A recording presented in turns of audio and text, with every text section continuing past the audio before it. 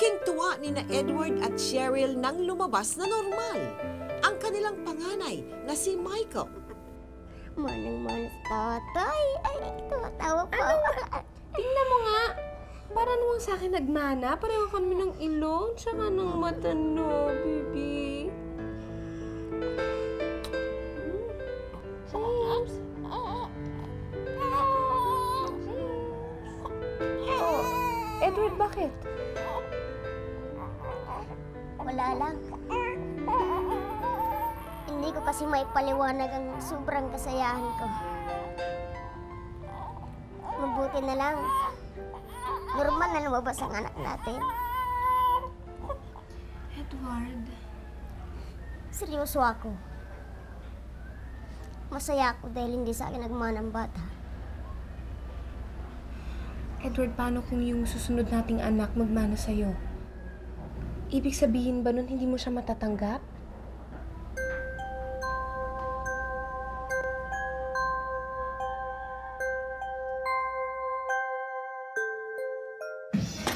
Sir, ma'am, it's for you. Okay. Edward.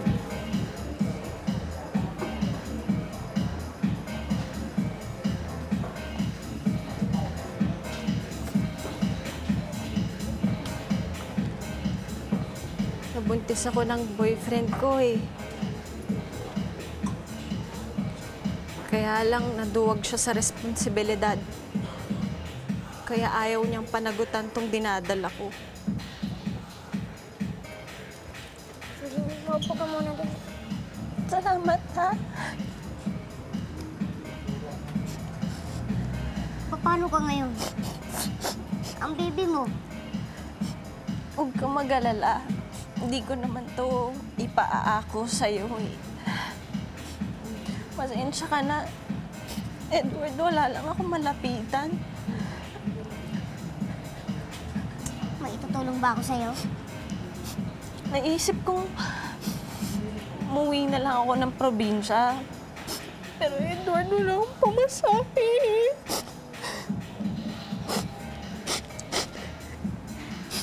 May 1,000 ako dito. Kasi na ba yan? Kung kulang pa, pwede akong hiram kay boss. Sobra na, Edward. Salamat, ha? Maraming salamat. Pasensya ka na kung sa kabila ng panalo ko sa'yo. Ito, tinutulungan mo pa rin ako. Ngayon, alam ko na wala sa itsura ang susukat ng pagmamahal. Hindi sa maliit o sa matangkad.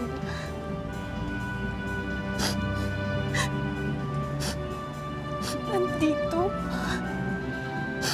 At marami ka nun. Sorry kung hindi ko naisip yun noon. Patawarin mo ko. Naiintindihan kita. Maraming salamat, Edward.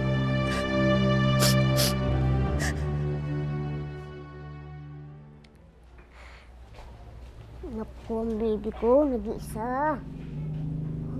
O sige na, marami pa akong gagawin. O sige, bye-bye. Sino ba yung kausap mo, ha? Pati hindi mo man lang samahan yung anak mo. Ah, wala, tumawag yung ex-boyfriend ko. Nabalita niya kasi kakasal na ako. Sinabi mo ba sa kanya kung anong itsura ng mapapangasawa mo? Ha? Kailangan pa ba yon?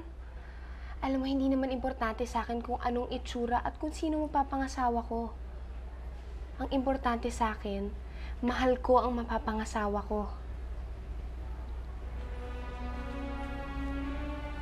Alam mo, nung pumayag akong sumama sa'yo, inihanda ko na ang sarili ko sa pwedeng sabihin ng mga tao. Sa lahat ng panlalait, pang-alipustang pwede kong matanggap. Galing sa mga magulang, sa mga kaibigan at kahit sa mga taong hindi ko kilala. handa na ako. Kaya kahit anong marinig ko, wala akong ibang paniniwalaan kung hindi ang walang kapantay na pagmamahal na ibinigay mo sa akin. Isang pagmamahal na mas gwapo at mas matangkad pa sa kahit sinong lalaking nakilala ko. At hindi magbabago yan. Magpakailanman.